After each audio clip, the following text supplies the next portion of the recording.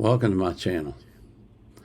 I want to talk about media narratives and how they lie or don't tell the truth or misrepresent the facts. But before we do that, I have to thank each and every one of you that has subscribed to my channel. All of you that watch my videos, that like them, that share them, that comment on them. I just can't thank you enough. I'm amazed by the traffic that I'm getting, and I really deeply appreciate it. You have no idea how much. So what I want to do is I want to use an example of the recent brouhaha over the end of the Dallas Cowboys-Lions game to show how the media tries to shape narratives and how they don't even bother to do any fact-checking. I have a series of videos. I'm going to paste the URL in and load them. Sometimes some ads will show up, so I'll have to cancel those out, and I apologize for that. But I hope this will work. I tried it last night and it didn't work, so hopefully today it will. This first video is Skip Bayless, and I want you to watch and listen to what he says.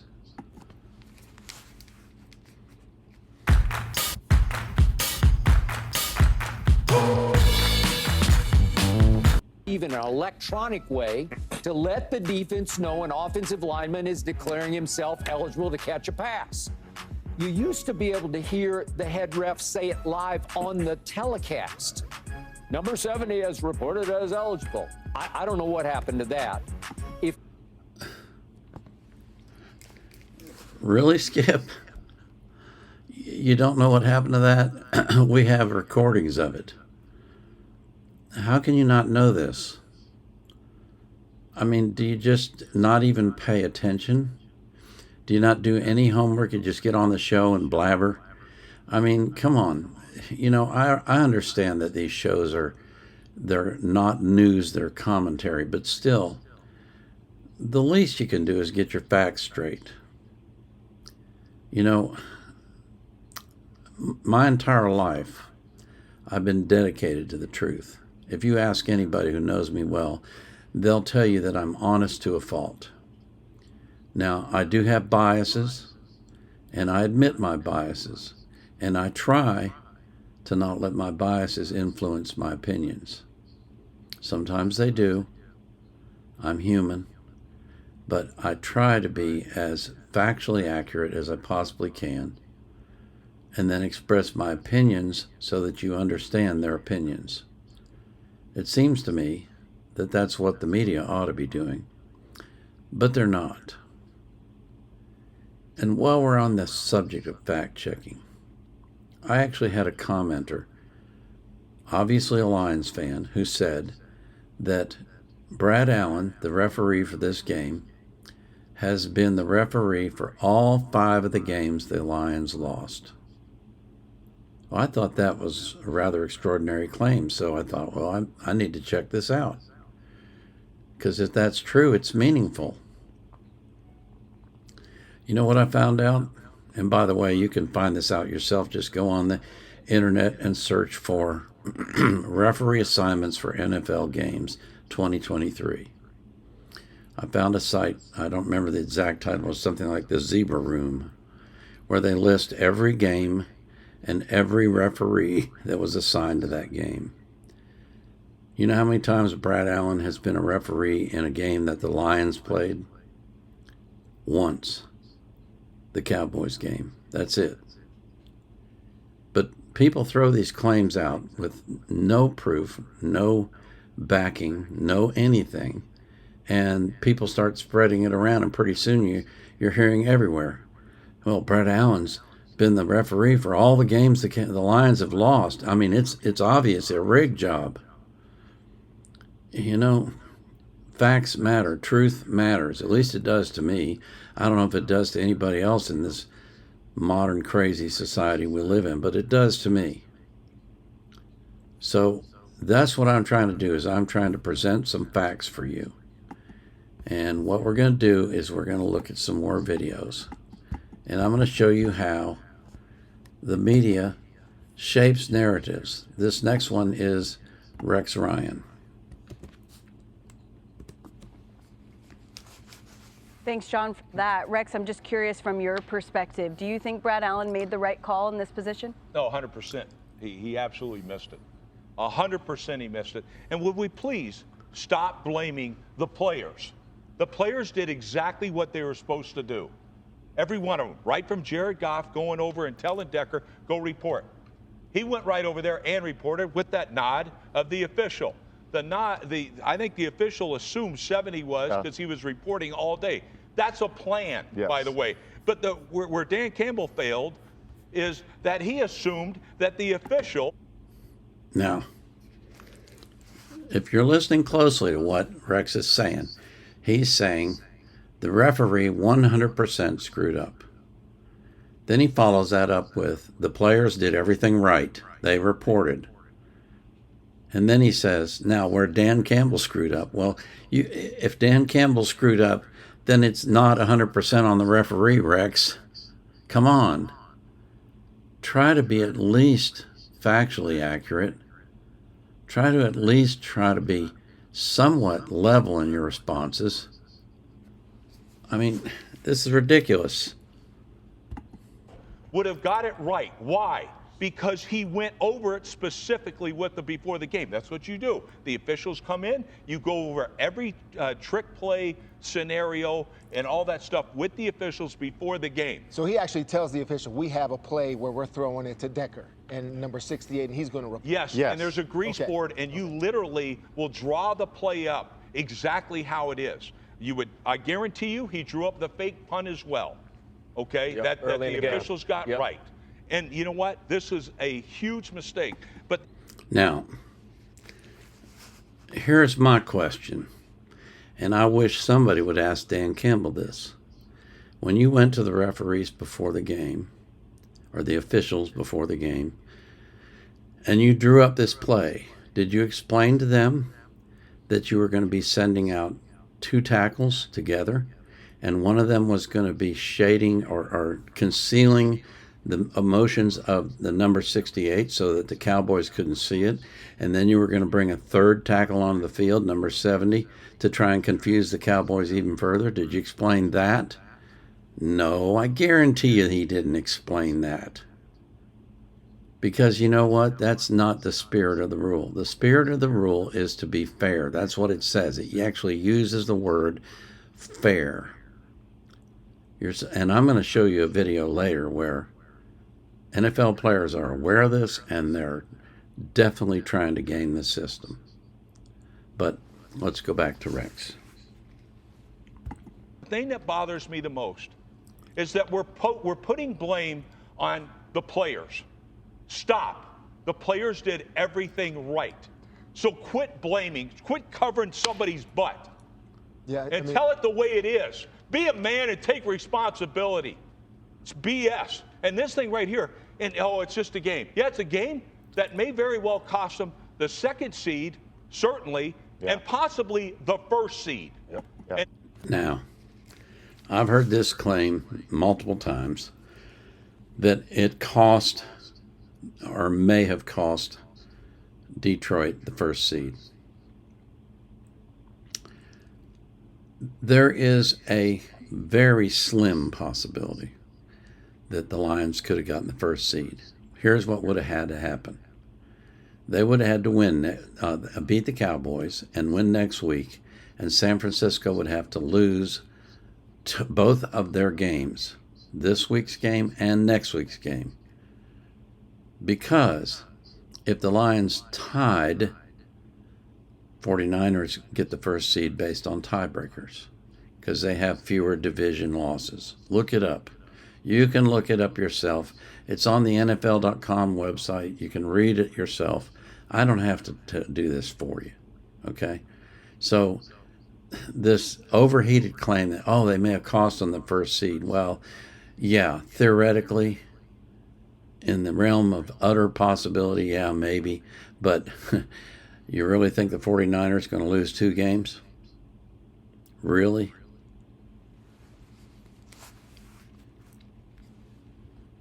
It is a huge difference having to play on the road instead of playing at home.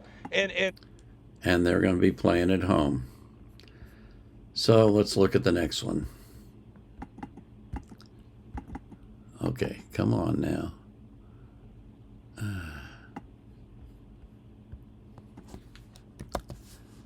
This is Rick Eisen. Now, all of these people are highly paid. They're professionals. They get a lot of money to express their opinion. They're very famous. Everybody knows who they are. And here I am, this little old man sitting in his house making $0, expressing my opinions, and I'm more accurate in the details than they are. How does that happen? This is a customer full of browsers who aren't buying. You going to talk about the officiating, Rich? We got screwed? Let me just say this. First of all, the Detroit Lions got screwed. That happened. Brad Allen got confused. You could say the Lions confused the official as much as they were trying to confuse the Cowboys. Should Brad Allen be confused? The answer to that is no. Okay. The Lions didn't get screwed. Let's be honest. They didn't get screwed. They screwed themselves. I've said this so many times now I don't need to say it anymore. But they screwed themselves. They were deliberately trying to deceive the Cowboys. And in the process, they also deceived the ref. And that's on them. But they had 2 more opportunities to kick the extra point and go into overtime, and they elected to go for it, and they failed in both attempts. They could have succeeded. They could have scored a 2-point conversion on that last play, but Goff threw a lousy pass. That's not on the refs. That's on Detroit. They screwed themselves. They could have gone into overtime, and who knows what might have happened. And even if they scored the 2-point conversion, there was still 23 seconds left. The Cowboys had 1 timeout left. They had CeeDee Lamb, who was beating the Lions to death on his pass receptions. And they had a kicker who, by the way, can probably hit a field goal from 70 yards. So there's every chance in the world that even if the Lions had scored the 2-point conversion, the Cowboys could have gone far enough down the field to kick a field goal and win the game anyway. So all of this is water under the bridge. You need to get over it and move on to the next week. But these people who are on national TV, who have big personas and big audiences and big salaries, need to at least be honest about the facts. And the facts are the Lions didn't get screwed. Even if you think Brad Allen deliberately cheated the Lions on that play, he had nothing to do with the following 2 plays. Just stop it.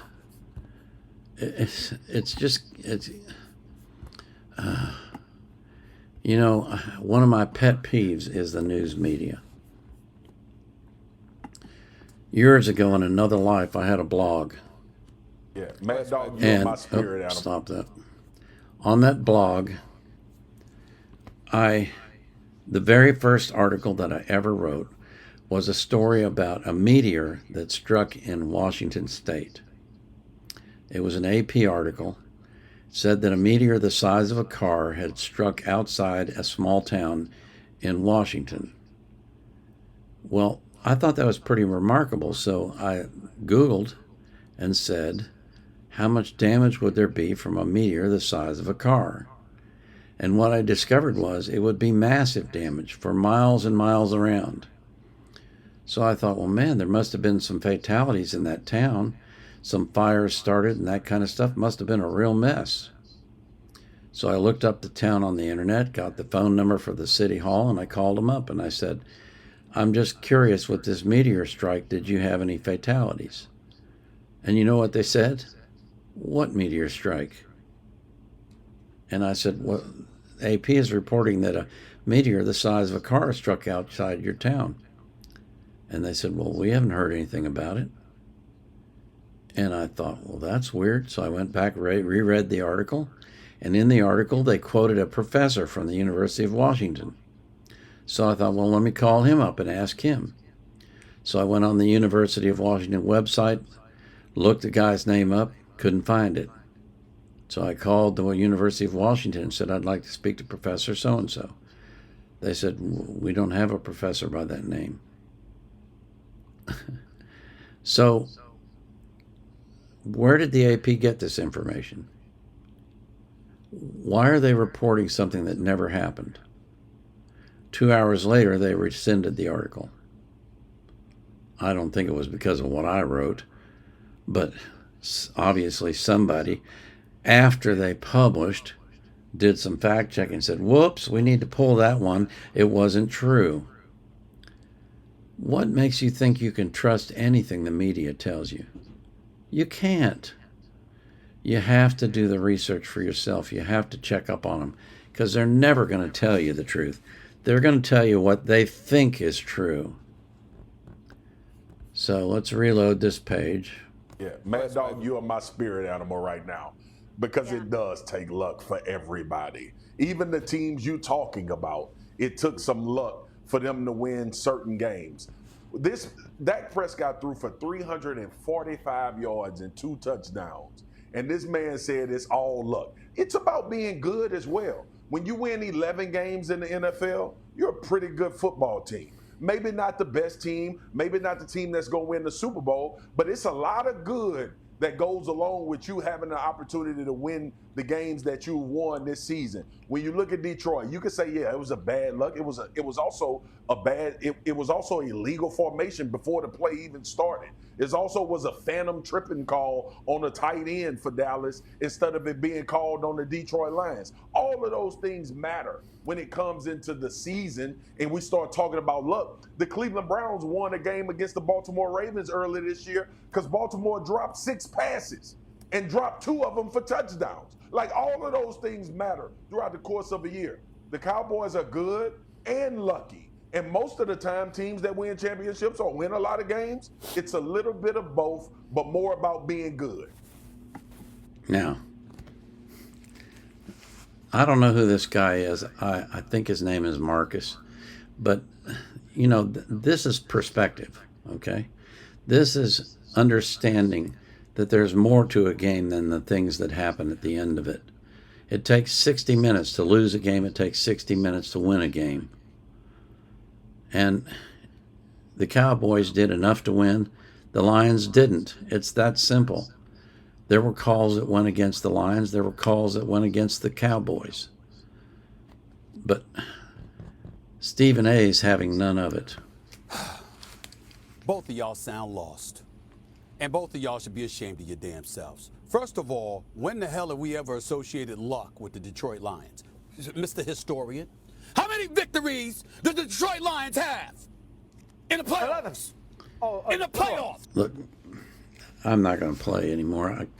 This guy I can't stand. He does this spiel, this shtick of his where he sounds all furious and angry and everything. And, you know, that's what he's made his living on, okay?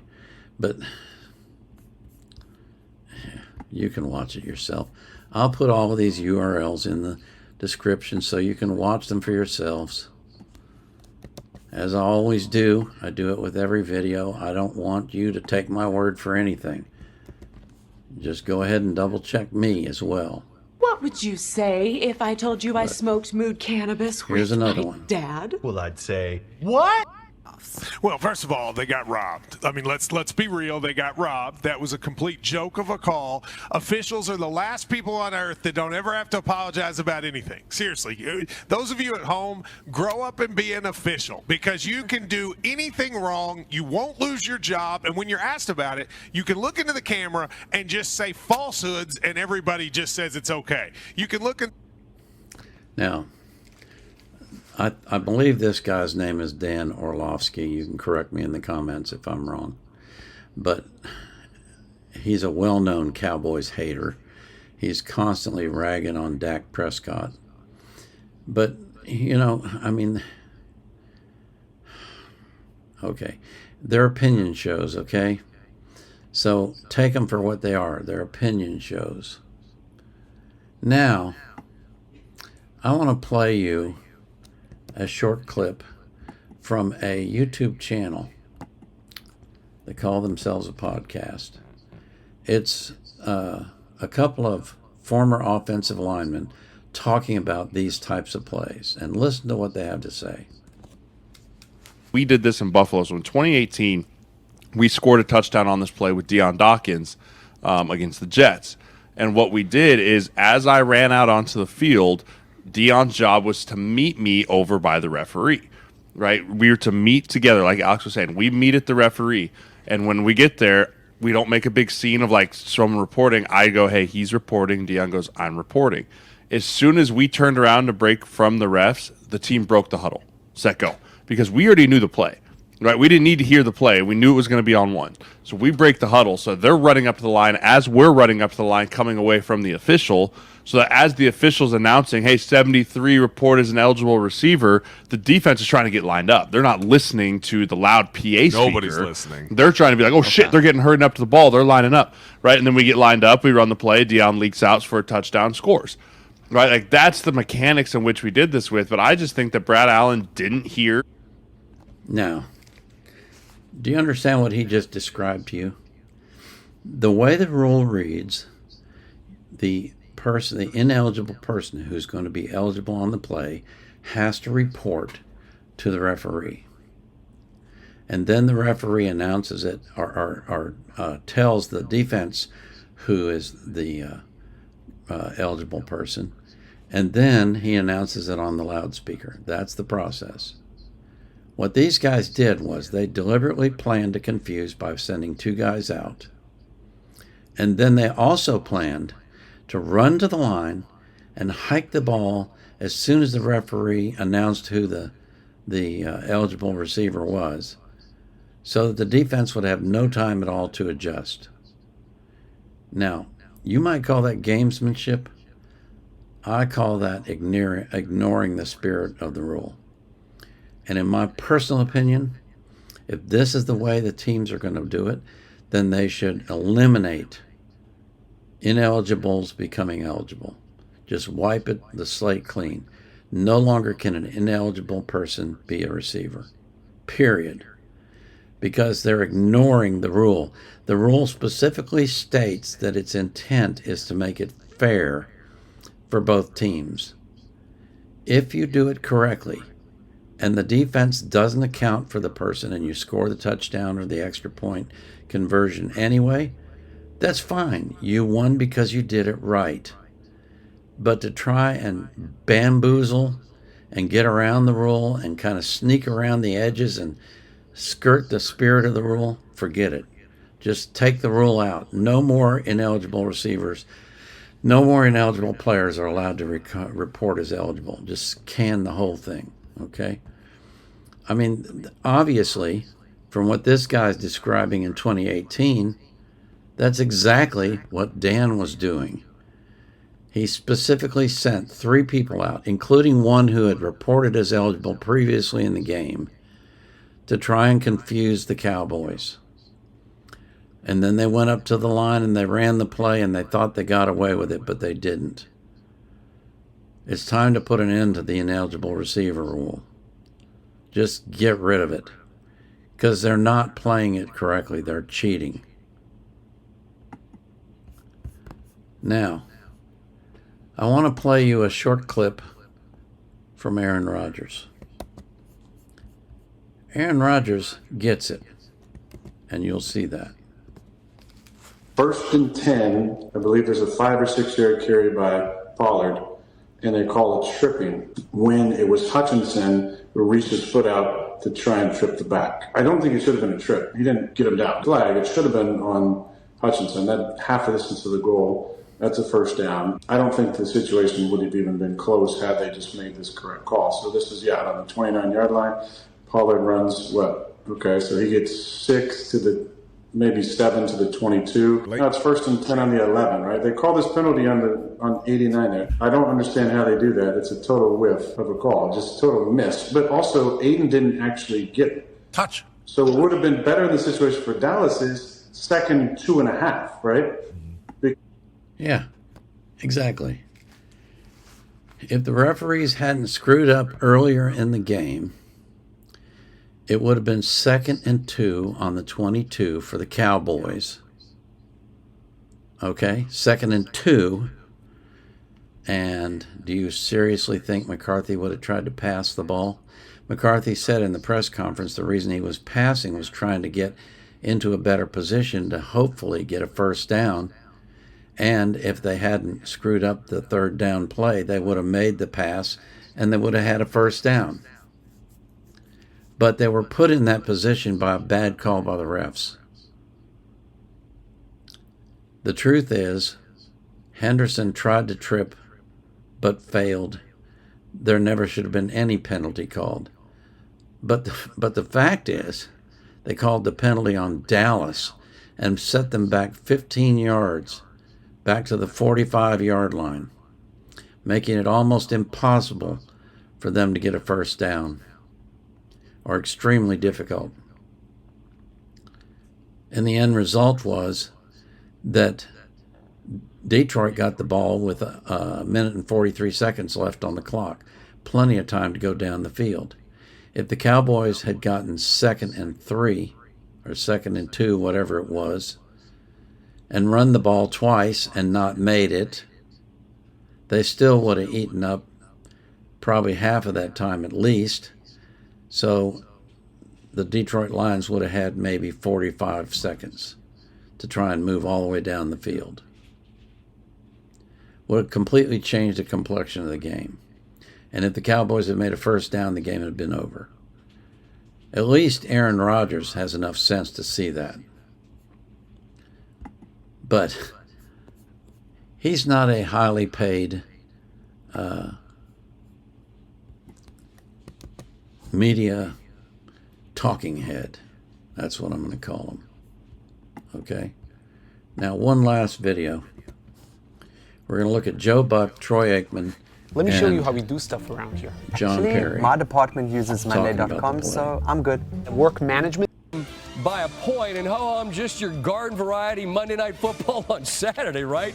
Joe, Troy, John Parry join us now, and there's a lot to get to here, guys. And Troy, I want to just sort of begin with you because this is clearly a play that Detroit would have practiced. They would have been prepared for what was required, and you know what you've got to do so that everybody is legal and eligible. I'm just trying to figure out how that didn't happen. What's your sense of that?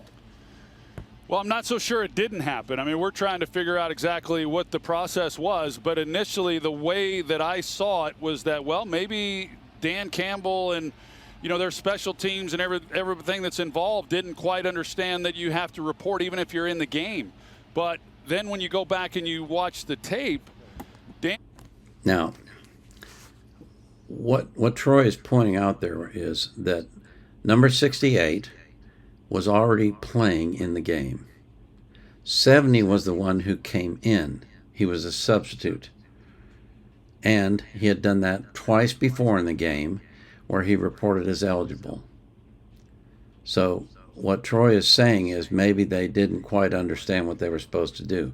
But then he'll go on to tell you that he thinks Decker probably did report, but the referee didn't hear it because he had already seen 70 coming in.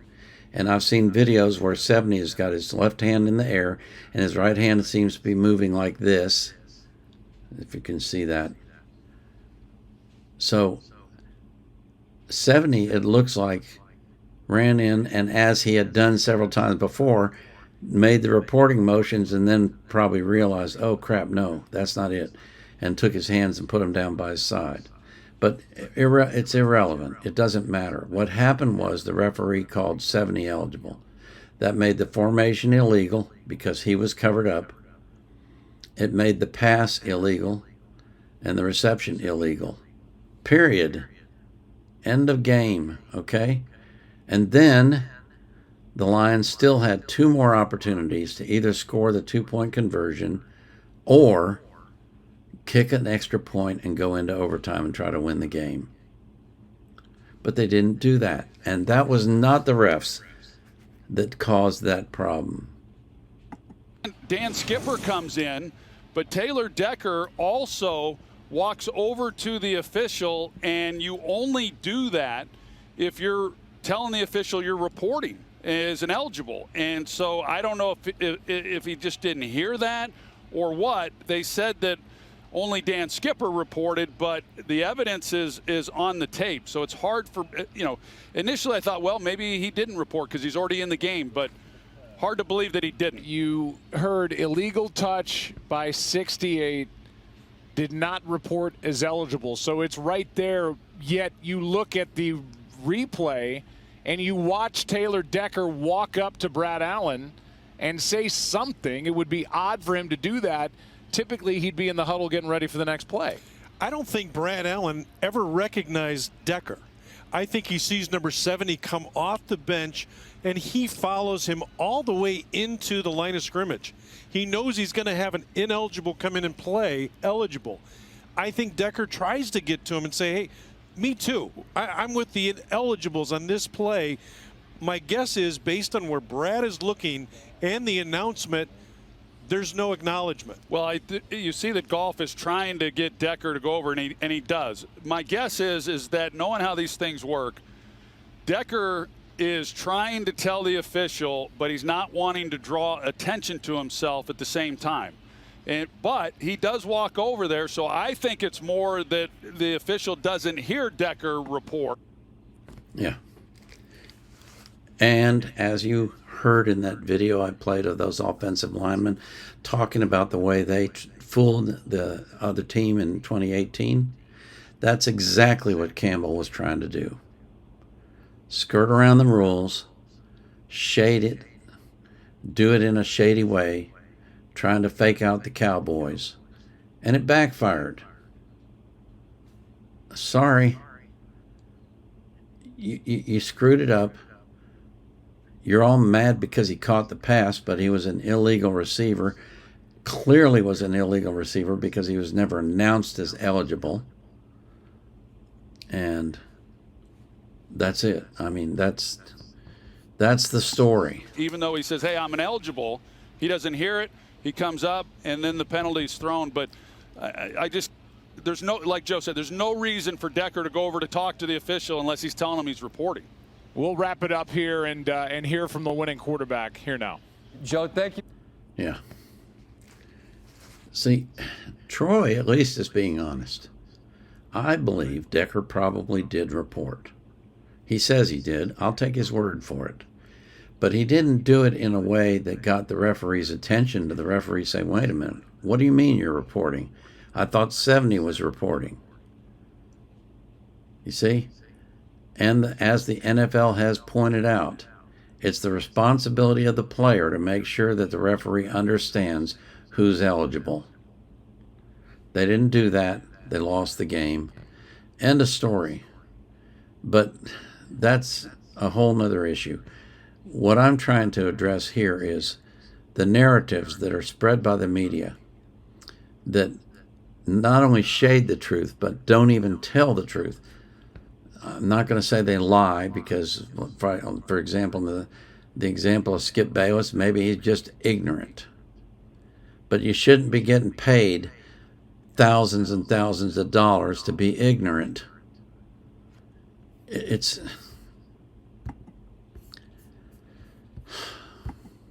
I've been disgusted by the media for a long, long time.